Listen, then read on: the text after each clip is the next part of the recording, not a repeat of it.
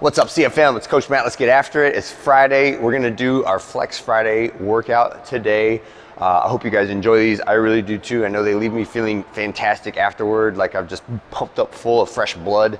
They're really good for not just building strength, but also muscle endurance, as well as the aesthetic of like the toned muscles that you want, the V-shaped torso, seeing more definition in your muscles, as well as moving towards your goals of being stronger and healthier. And the cool part is, like, I try to throw in a lot of other accessory stuff too in it, like the L-sits and the eccentric levers and the things we're gonna do today that are also really good for core, hip stability, and spinal health, right? So it's not just looking good, it's feeling good and working well at the same time. So let's begin with the warm-up.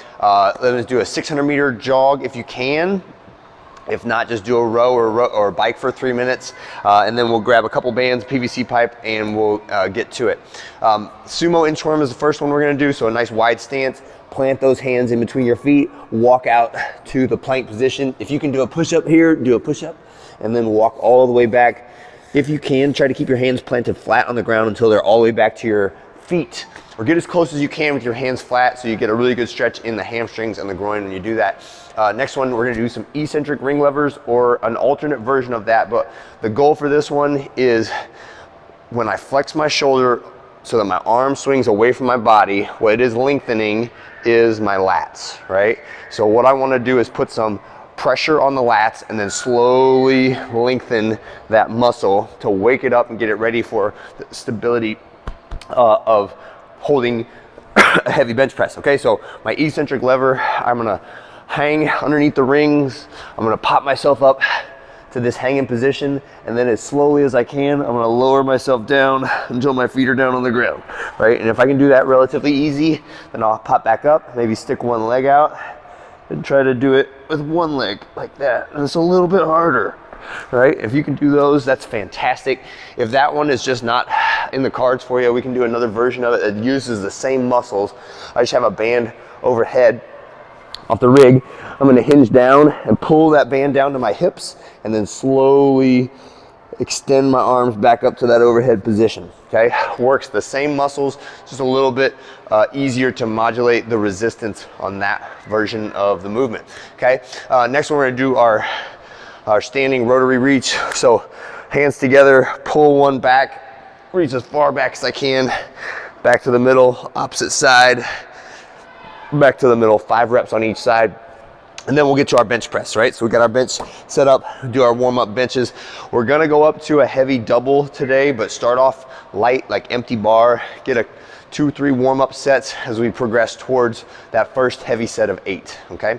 All right, so when we get to Flex Friday, you wanna have all your stuff set up so that you can move exercise to exercise to exercise, but I want you to wait and rest at the end of the round so that you are fresh, your heart rate is down, your breathing is normal, and you can hit your percentages on the benches. So it'll go 8, 6, 4, 2, starting at 65% for 8, trying to add 10% per round. So we're finishing at a 95% double, which should be a very challenging lift. This is the last one that we're gonna do in this heavy cycle. So that's our last like multiple rep one that we're gonna do. That should be pretty tough. 2 reps at 95% should basically be a 2 rep max. So fill that out. Make sure you're using spotters, especially as you get up into those higher percentages. After your bench press, we're gonna do dumbbell chest fly. So I have 2 dumbbells. Dumbbells start off touching, arms are extended up in front of me, and I'm gonna open my arms up, getting those dumbbells as wide, as far away from my shoulders as I can. At the bottom here, I want them to be about in line with my body, with the elbows just barely bent, and then squeezing back up. Notice on this one, I don't want to bend my elbows like this, right? Because that takes a lot of pressure off of my pecs.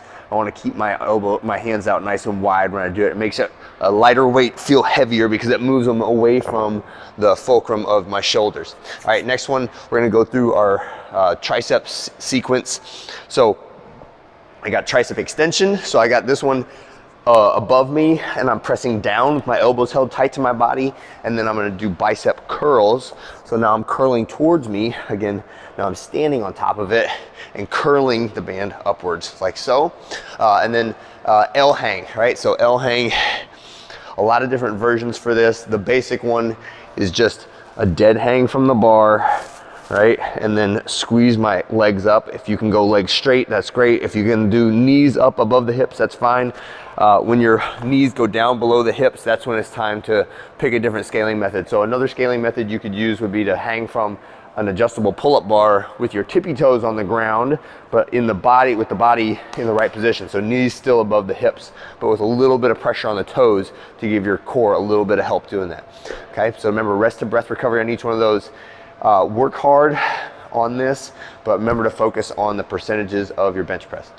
That's it for today. I hope you guys have a great one, and I'll see you on Saturday.